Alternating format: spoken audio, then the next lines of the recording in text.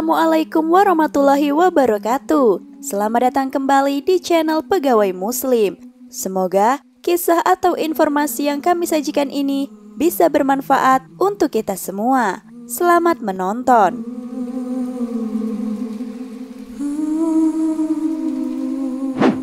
Begitu luasnya bumi yang dihuni manusia membuat banyak tempat-tempat yang masih belum terpetakan.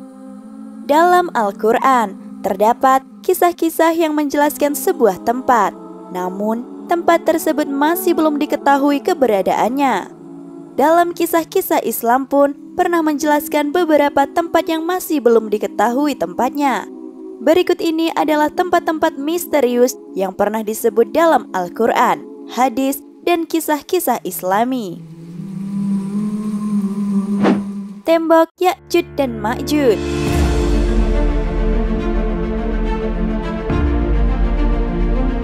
Ya'juj dan Ma'juj merupakan salah satu makhluk yang disebut dalam kitab suci Al-Quran dan salah satu tanda yang akan datang saat menjelang hari kiamat. Sedangkan keberadaan Ya'juj dan Ma'juj dihalangi oleh sebuah tembok yang kokoh dibangun oleh Raja Zulkarnain. Keberadaan tembok penghalang Ya'juj dan Ma'juj sudah Allah Subhanahu wa Ta'ala jelaskan dalam Al-Quran, surah Al-Kahfi ayat 93 sampai dengan 94. Hingga apabila dia telah sampai di antara dua buah gunung, dia mendapati di hadapan kedua bukit itu suatu kaum yang hampir tidak mengerti pembicaraan. Mereka berkata, "Hai Zulkarnain, sungguh Ya'juj dan Ma'juj itu sekelompok manusia berbuat kerusakan di bumi. Maka bolehkah kami membayarmu imbalan agar engkau membuatkan dinding penghalang antara kami dan mereka?" Quran Surah Al-Kahfi ayat 93 sampai dengan 94. Seorang penulis dan peneliti tentang tembok penghalang Ya'juj dan Ma'juj bernama Syekh Hamdi bin Hamzah Abu Zaid meyakini bahwa tembok yang dibuat Zulkarnain tersebut adalah tembok besar Cina. Kemudian ia menuangkan dalam sebuah karya buku yang diterjemahkan dalam bahasa Indonesia dengan judul Mengungkap Misteri Perjalanan Zulkarnain ke Cina, Munculnya Ya'juj dan Ma'juj di Asia. Namun jika dilihat secara fisik, apa yang disebutkan oleh Syekh Hamdi dan yang terdapat dalam Al-Quran memiliki perbedaan. Tembok besar Cina terbuat dari susunan batu bata, sedangkan tembok yang dibuat Zulkarnain terbuat dari tumpukan besi yang kemudian dicampur dengan tembaga yang kuat. Fakta lainnya, bahwa tembok Cina ini dibangun secara bertahap selama ratusan tahun dalam berbagai dinasti yang memerintah di Cina. Sementara itu, penjelasan dalam Al-Quran, tembok itu dibangun oleh suku bangsa yang meminta pertolongan kepada Raja Zulkarnain. Dan setelah selesai dibangun, maka beliau pun menyatakan bahwa tembok itu tidak akan bisa dilewati dan dilubangi oleh Ya'juj sampai waktu yang telah Allah tentukan. Pendapat lain mengenai tembok Ya'juj dan Ma'juj adalah tulisan ulama Abul Kalam Azad dan penulis lain. Dikatakan bahwa di utara Georgia terdapat satu timbunan besar tembok yang dibuat dari besi bercampur tembaga. Pegunungan itu terletak di krater Kaukasus Mountain, di suatu kawasan yang sempit antara dua bukit Daril. Satu bukit curam memanjang dari Laut Hitam hingga Laut Qazwain. Panjangnya 1.200 km dengan ketinggian 3.950 kaki. Namun, saat ini lokasi tersebut belum dapat dipastikan apa tempat itu adalah tembok Ya'juj dan Ma'juj. Hingga kini, lokasi tembok Ya'juj dan Ma'juj yang disebut dalam Al-Quran dibangun oleh Raja Zulkarnain masih menjadi misteri akan letak keberadaannya. Kerajaan Nabi Sulaiman. Seperti yang dijelaskan dalam Al-Quran, bahwa Sulaiman adalah raja dari segala makhluk. Bukan hanya manusia, tetapi hewan, jin, dan setan juga tunduk pada Nabi Sulaiman. Allah Subhanahu wa Ta'ala menjadikan jin dan setan tunduk kepada Nabi Sulaiman. Terdapat dalam surah Al-Anbiya ayat 82 yang artinya, Dan kami tundukkan pula kepada Sulaiman segolongan setan-setan yang menyelam ke dalam laut untuknya, dan mereka mengerjakan pekerjaan selain itu, dan kami yang memelihara mereka itu. Quran Surah Al-Anbiya ayat 82. Istana Nabi Sulaiman disebut Solomon Temple dalam literatur bangsa Yahudi. Saat ini, keberadaan Istana Sulaiman sudah tidak ada karena runtuh, kecuali hanya tembok sebelah barat yang tersisa dari bangunan kuil atau istana yang masih berdiri. Oleh orang Yahudi, sisa bangunan kuil itu dinamakan dengan tembok ratapan.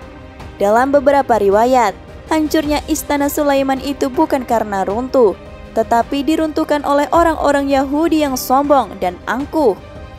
Kisah lain menyebut ciri-ciri istana Nabi Sulaiman adalah pintu istana terbuat dari kayu zaitun dan cemara. Lantainya terbuat dari kaca dan emas.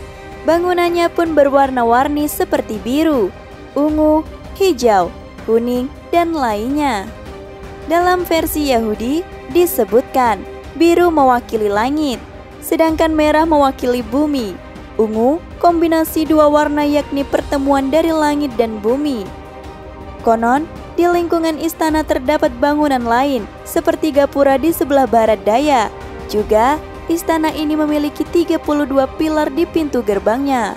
Beberapa meyakini fondasi kuil Sulaiman kini berada di Masjid Al-Aqsa. Namun, karena sudah roboh, kuil ini tidak bisa dibangun kembali.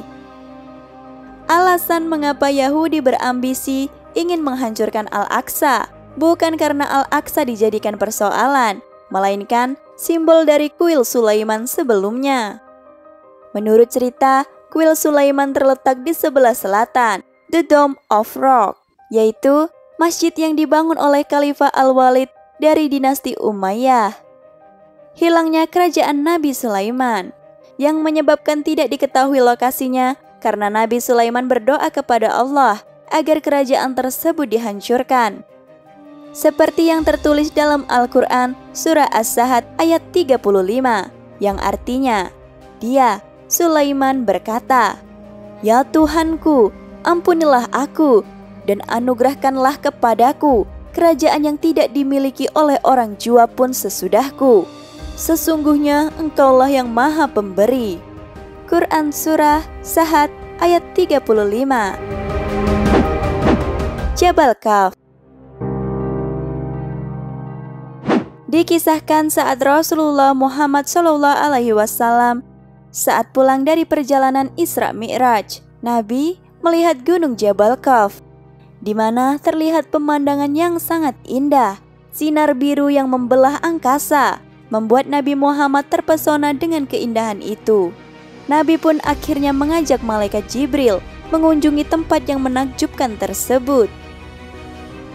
Dalam tafsir Al-Alusi, Gunung Jabal Kaf diilustrasikan sebuah gunung yang tak tampak oleh mata manusia umumnya.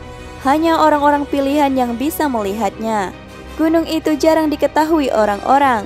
Dalam tafsir itu disebutkan Gunung Jabal Kaf memiliki 70 lapisan. Ibnu Ashir mengatakan warna biru langit merupakan pantulan cahaya Jabal Kaf. Sementara itu, Ibnu Abbas menyebutkan Gunung Kaf mengelilingi bumi ini memiliki ukuran yang sangat besar. Dengan fisik yang begitu besar, tentu cukup mudah untuk menemukan gunung ini. Tapi faktanya gunung ini juga misterius keberadaannya. Seolah ada sebuah tabir yang menutupi mata manusia dari gunung ini. Dalam Al-Quran sendiri, Jabal Kaf diabadikan pada sebuah surat, Quran Surah Kaf, ayat 1 yang artinya, Kaf, demi Al-Quran yang sangat mulia. Quran Surah Kaf ayat 1. Juga dikisahkan dalam kitab tafsir As-Sawi Kaf adalah satu gunung yang menghitari luasnya bumi. Diceritakan Raja Zulkarnain pernah bertemu dengan gunung Kaf. Pertemuan itu membuat Zulkarnain ingin mengetahui banyak tentang rahasia Allah. "Siapa Anda?" sapa Zulkarnain. "Aku adalah Kaf," jawab Kaf. "Gunung apa yang ada di sekitarmu?" tanya Raja Zulkarnain. adalah bukit, tidak ada kota di dalamnya selain perbukitan. Jika Allah hendak menggoncangkan bukit ini, maka Allah memerintahku untuk menggoyangkan badanku. Seketika bukit juga ikut goncang dan bumi juga ikut goncang. Jawab Qaf. Gus Baha dalam ceramahnya mengatakan bahwa Jabal Qaf itu induk gunung dan semua urat gunung yang ada di dunia ini terkait dengan Jabal Qaf. Apabila Allah lewat malaikat ingin menggoyangkan salah satu gunung, maka cukup menginstruksikan induk gunung yaitu Jabal Qaf. Apabila Jabal Qaf digoyangkan, maka semua gunung yang ada di dunia akan goyang. Namun, sampai kini belum ditemukan lokasi Jabal Qaf, yang merupakan induk dari semua gunung di bumi. Pulau di belenggunya Dajjal. Salah satu tanda hari kiamat dalam ajaran agama Islam adalah munculnya Dajjal. Dalam beberapa riwayat hadis Nabi Muhammad SAW disebutkan bahwa Dajjal saat ini disembunyikan oleh Allah Subhanahu wa Ta'ala di sebuah tempat rahasia di muka bumi. Pada hadis Nabi tertulis, di pulau yang tidak berpenghuni itu, mereka bertemu dengan binatang yang sangat tebal bulunya, sehingga tidak tampak mana kelamin dan duburnya. Hadis lain mengenai lokasi Dajjal adalah daripada Fatimah binti Qais, Rasulullah SAW bersabda, "Ketahuilah bahwa ia, Dajjal, sedang berada di Laut Syam atau Laut di Yaman. Tidak, bahkan ia akan muncul dari arah timur. Itulah arahnya. Dari arah timur, itulah tempat kemunculannya. Dari arah timur, itulah tempat kemunculannya." Sambil menunding jarinya ke arah timur.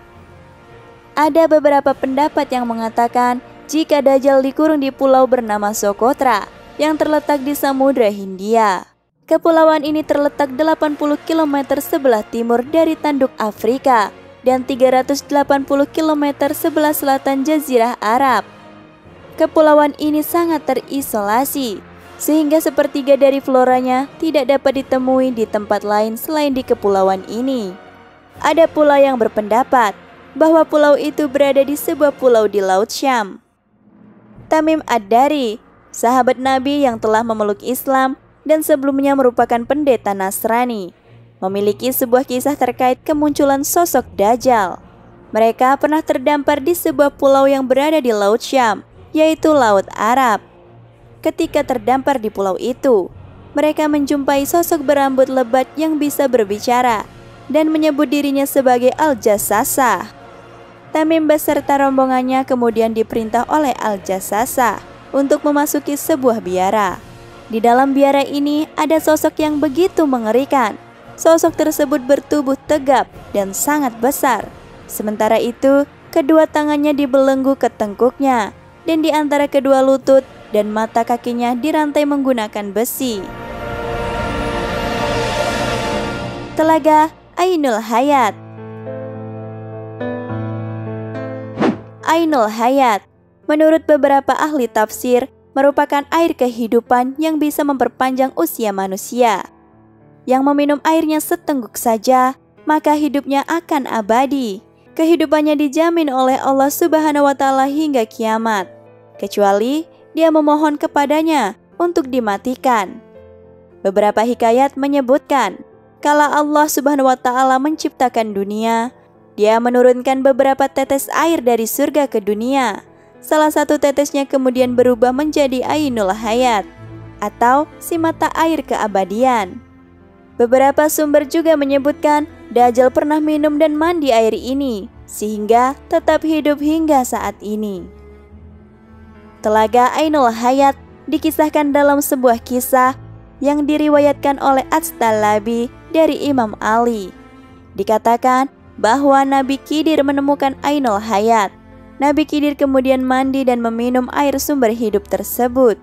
Setelah berhasil meminum air Ainul Hayat, beberapa hikayat mengatakan bahwa Nabi Khidir alaihi salam dituntut Allah Subhanahu wa Ta'ala untuk menjaga mata air tersebut. Baik dari golongan jin, setan, dan manusia ingin berbondong-bondong mencari keberadaan mata air tersebut. Beberapa pendapat mengatakan bahwa tempat itu berada di Pulau Bermuda dan dijaga oleh Nabi Khidir. Oleh karena itu, banyak kapal dan orang hilang ketika melewati daerah tersebut. Namun, tempat itu hanya sekedar teori yang belum dapat dipastikan. Tempat itu masih menjadi misteri hingga saat ini. Dikatakan bahwa Nabi Khidir dan Dajjal telah meminum air tersebut hingga keduanya masih hidup hingga saat ini. Sumur Barhut. Keberadaan sumur Barhut telah diterangkan langsung oleh Rasulullah Shallallahu Alaihi Wasallam dan para sahabat, sebagaimana dibuktikan juga oleh Syekh Ismail Haqi.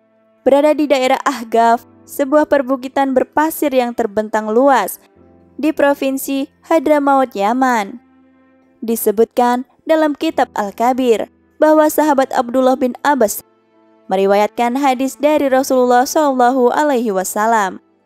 Sebaik-baik air di atas permukaan bumi ini adalah air Zam-Zam, karena di dalamnya terdapat zat yang dapat mengenyangkan dan obat dari penyakit. Dan seburuk-buruk air di atas permukaan bumi adalah air dari sumur Barhut yang terletak di Hadramaut, seperti kumpulan belalang yang pada pagi hari memancarkan air, kemudian pada sore hari mengering hingga tidak terdapat bekas basah di atasnya. Gua Barhut, yang juga dijuluki sumur neraka, terletak di tengah gurun dekat provinsi Al-Mahra, Yaman, bagian timur. Menurut legenda yang masih dalam perdebatan hingga saat ini, apakah di sana lokasi disimpannya ruh orang kafir? Mulut gua itu lebarnya 30 meter dan memiliki kedalaman sekitar 112 meter. Tim penjelajah dari Omani Caves Exploration Team atau yang disingkat dengan OCET, yang terdiri dari 10 orang, berhasil menjelajahi sumur neraka Yaman dengan katrol. 8 anggota mereka masuk ke bawah, sedangkan 2 sisanya tetap di atas. Tim penjelajah mengatakan pada AFP bahwa mereka mengambil sampel air, batuan, tanah, dan beberapa bangkai hewan dari dasar sumur neraka Yaman ini untuk diteliti lebih lanjut. Namun, hingga kini, keberadaan sumur Barhut yang dikatakan oleh Rasulullah adalah sumur yang telah diteliti oleh OCET tersebut. Karena faktanya, tim OCET menemukan banyak hal menarik di dalamnya. Ada air yang muncul dari beberapa lubang di dinding gua yang berada sekitar 65 meter di bawah permukaan dan menciptakan air terjun mini. Melim menuturkan air terjun mini ini memberikan tetesan air untuk membentuk stalagmite, speleothem, dan mutiara gua. Selain itu, ciri-ciri yang membedakan sumur Barhut dengan sumur lainnya adalah munculnya asap berbau busuk, air yang kotor dan hitam pekat, dan lubang sumur yang amat dalam. Dikatakan bahwa air yang diteliti oleh OCET berwarna jernih. Itulah tempat misterius yang dibahas oleh Al-Quran dan hadis, namun masih menjadi misteri keberadaannya. Beberapa tempat memang telah ditemukan, namun belum diketahui apakah tempat itu yang dimaksud. Kesalahan datangnya dari manusia dan kebenaran hanya milik Allah Subhanahu wa Ta'ala. Wallahu alam bisawab.